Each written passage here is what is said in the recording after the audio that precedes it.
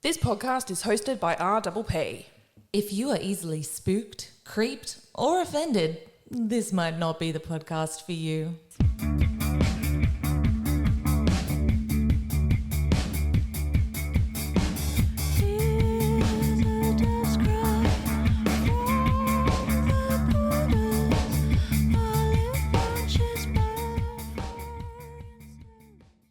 Welcome back, Fridgies. This is I Think My Fridge is Haunted, a very creepy podcast for very creepy people. My name is Gemma. Let's go through this week's mushroom trial details. Now, I'm a little bit tired, so if I stutter, please just forgive me. Just a couple of more weeks left to go on this trial. I cannot wait to hear what the outcome is. This week was a bit of a weird week in the courtroom. There were short days, there were late starts, there were early finishes.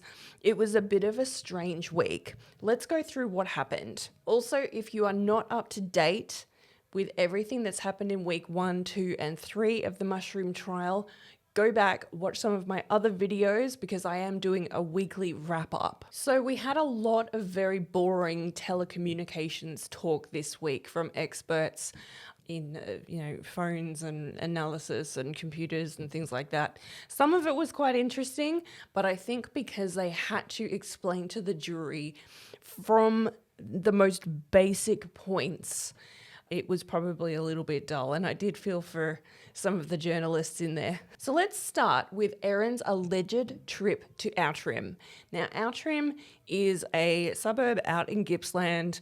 It's southwest of Leongatha, half an hour, 20 minutes away. On Monday, court began with a poisons expert. Her name was Christine McKenzie, and she told the court about her hobby of observing and logging flora to the iNaturalist website.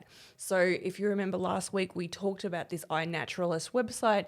It's where if people see any kind of any plant or mushroom or whatever, they can say, I saw this in this area. It gives you the coordinates of where they are. This lady, Christine McKenzie, she sounded like she had a real true fascination with nature, and she sounded like quite an interesting lady. Now, Christine said that one day in April 2023, she observed deathcap mushrooms growing in the loch area and posted photos of them on the iNaturalist website. It's important to note that while she was there, she removed as many of the mushrooms as she could because she was afraid that foragers might go out there and mistake them for edible mushrooms.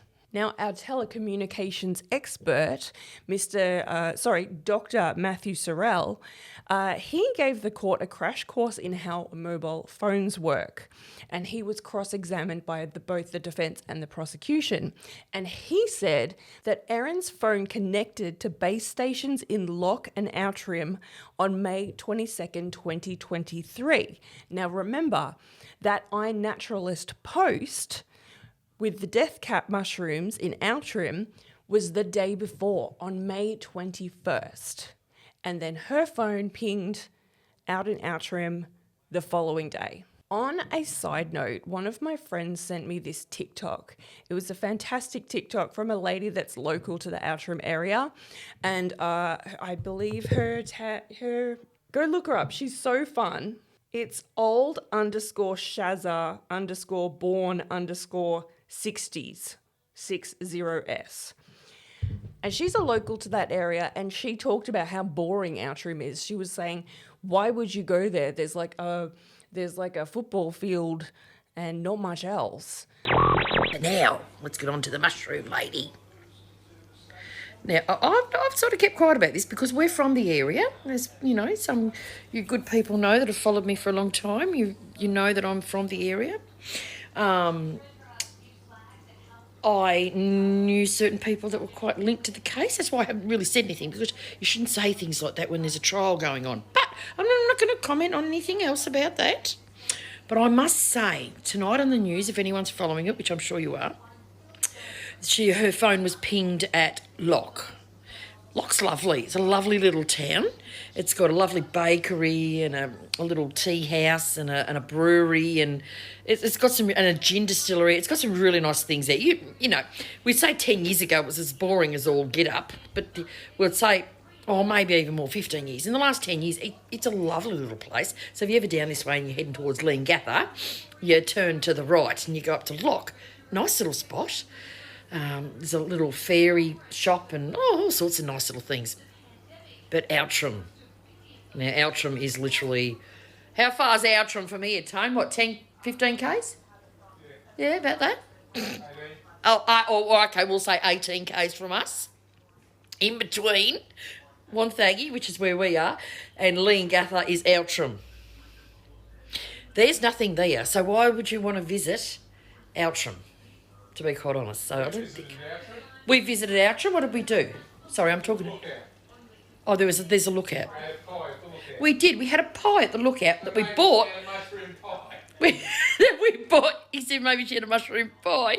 No, she didn't, and that's what I think these people are missing in the crowd. I don't need to tell people their job. I really don't. But you got to look at. Yep, yeah, you go to Lock. You would. It's a lovely little place. Would you go to Outram? No, there is nothing. There is a motorbike track. Unless you've got kids that do dirt bike racing, that's all I'll say. They need to look at that. Why was she there? Now, the prosecution are suggesting that Erin drove out to Lock and Outram after those posts were made to iNaturalist about death cap mushrooms.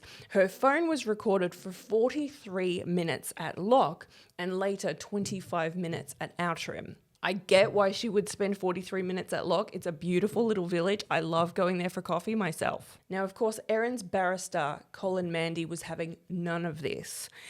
He was suggesting the phone towers were unreliable and that weather or problems with the network could have affected the readings. And fair enough, maybe, potentially. Is it that unreliable, though, in this day and age? It's unlikely. Still, Mr. Mandy said that it was, quote, entirely a matter of speculation, unquote, to presume that Erin was at those places. Which I would agree with him a year ago. I would have agreed with him 5 weeks ago. But considering everything else we've heard, I don't agree with him anymore. It's just, it goes back to, it's the lies for me. It's the lies. Because for me, if she can lie about having cancer, if she can lie about the dehydrator, if she can lie about where she got the mushrooms from, what else is she lying about? Can I put her in Outram after checking the iNaturalist website the day after those posts were made? Yeah, I can. If I was on the jury, sure. So let's talk about my favourite part of the week. This was the CCTV footage. And this blew my mind. So Detective Senior Constable Quong Tran obtained CCTV footage dated to July 30th, 2023. That's the day after the lunch.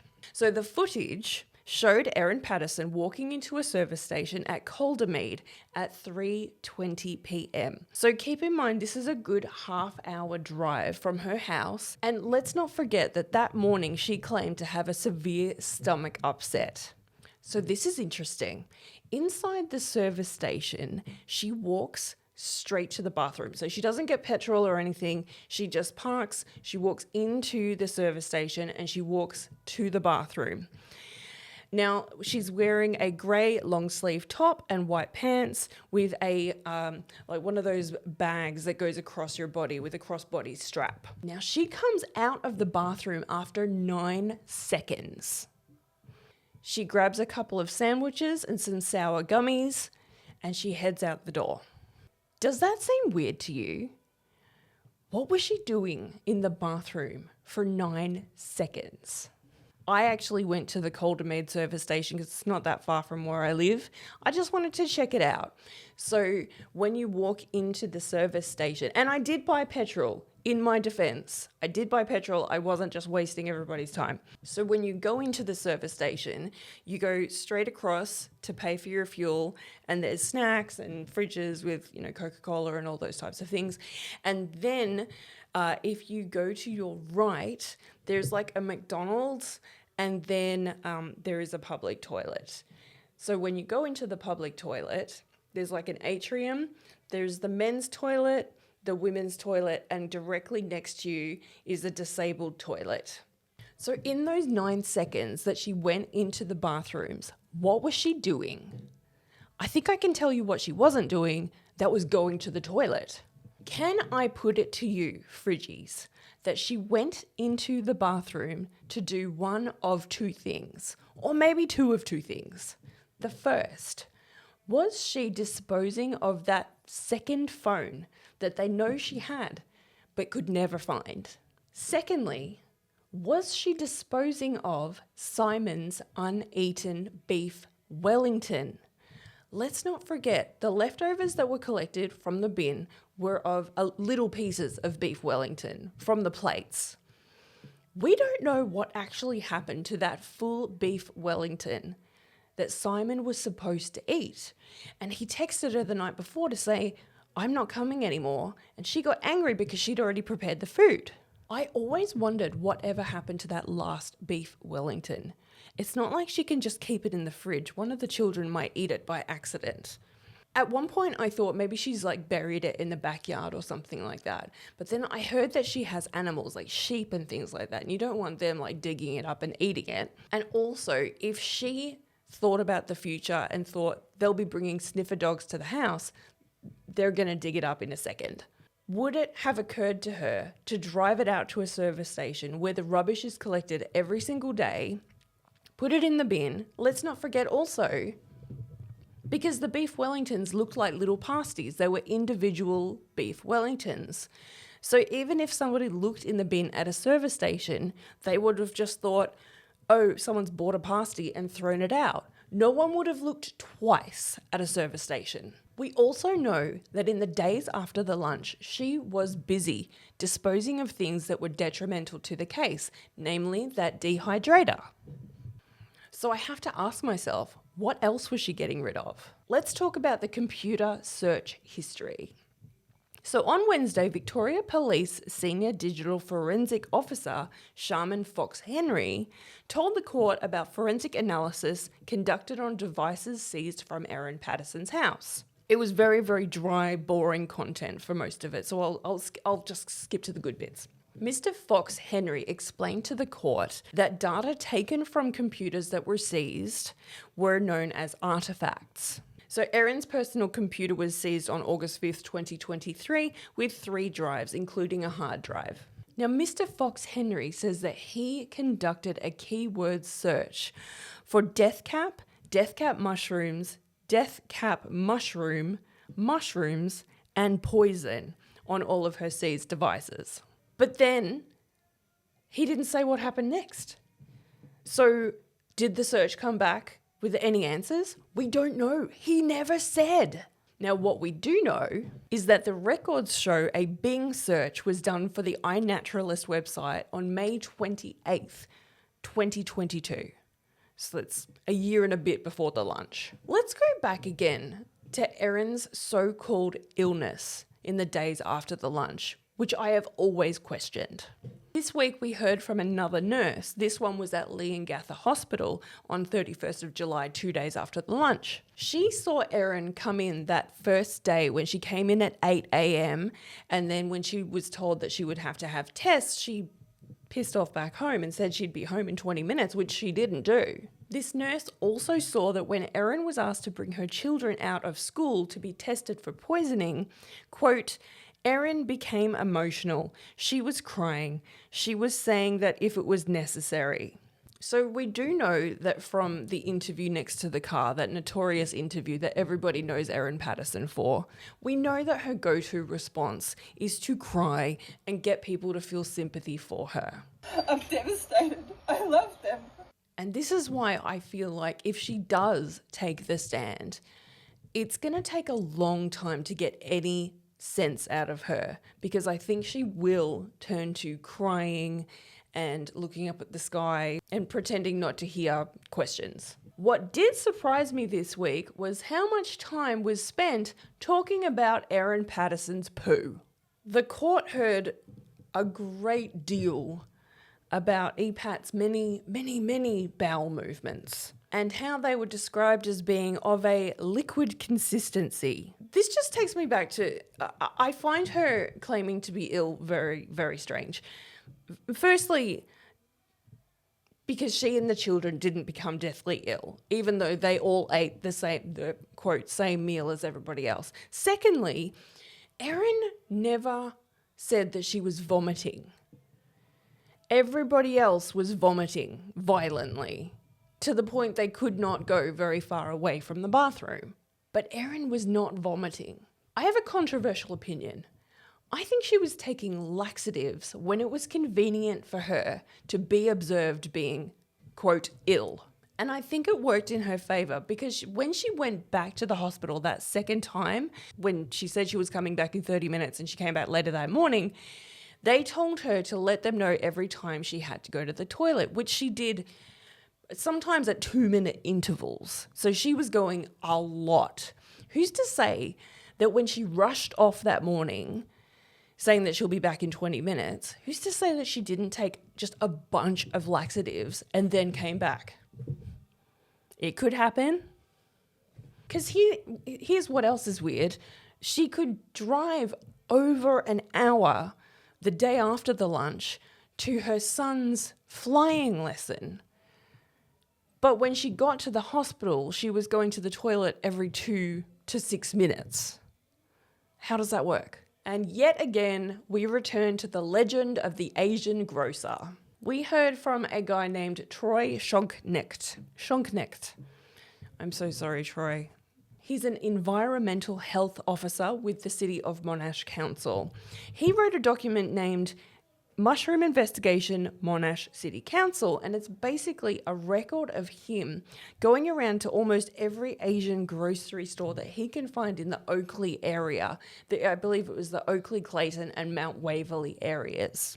And he was going through checking their stores of mushrooms. She told them that she bought mushrooms that were in a clear wrapper with a white sticker with some typed writing on it. So he was going around looking for mushrooms that fit that description.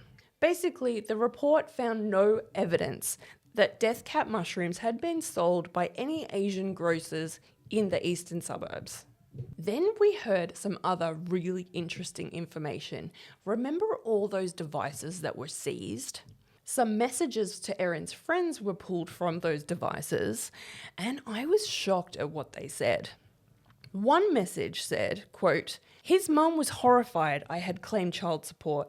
Why isn't she horrified her son is such a deadbeat that I had no choice but to claim?" Another message said, quote, "I'm sick of this shit. I want nothing to do with them." It's kind of a juxtaposition between her, this side of Erin and Erin beside the car, who is, "They've been nothing but good to me. They were like the parents I never had because my parents died." This is a little bit different. So again, I ask, after 10 years of being separated from this guy that she describes as a deadbeat, why aren't you divorced? Why are you holding on to this man that you clearly dislike and that he wants nothing to do with you? He's already, we've gleaned that much from his text messages saying he doesn't want to have lunch with you. He's, quote, uncomfortable to be around you. Why are you guys even trying? Just get divorced. And furthermore, his mum doesn't like you. You've already said she was horrified at something that you did. So why are you persevering with these people? There's something about this case that reminds me of the Chris Watts case. Now, for those of you that don't know Chris Watts, he's a man from Colorado. He was having an affair, no longer wanted to be with his wife, no longer wanted to be with his children, so he killed his wife and 2 children. Instead of just leaving, getting a divorce, he killed them. He was a family annihilator. Now, if found guilty, Could Erin Patterson be known as a family annihilator? Are those two situations parallel? I'm not sure. I'm asking you. Let me know in the comments. Now, in some of these messages to her friends, Erin even implied that her son hated his father, Simon. And I think that's a really strong thing to say on behalf of a 14-year-old. And in news that will surprise nobody, some photos from Erin's devices included photos of dried mushrooms on a plastic tray, and from May 4th, 2023, a bunch of field mushrooms on a scale. What is her thing with mushrooms? She's like literally officially a Batman villain at this point. In more news that will surprise literally no one, there were also screen grabs of information about stage 4 cancer, stage 4 ovarian cancer, and brain lymphoma. And when were these saved to her phone?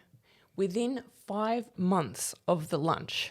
Now, due to a factory reset Erin did on one of her phones back in February of 2023, they can't access information from before that, but they did get those screen grabs and photos from the February to the July of the lunch. On August 2nd, 2023, 4 days after the lunch, she did another factory reset, then another on the 5th of August and another on the 6th of August. That's 3 resets after the deadly lunch.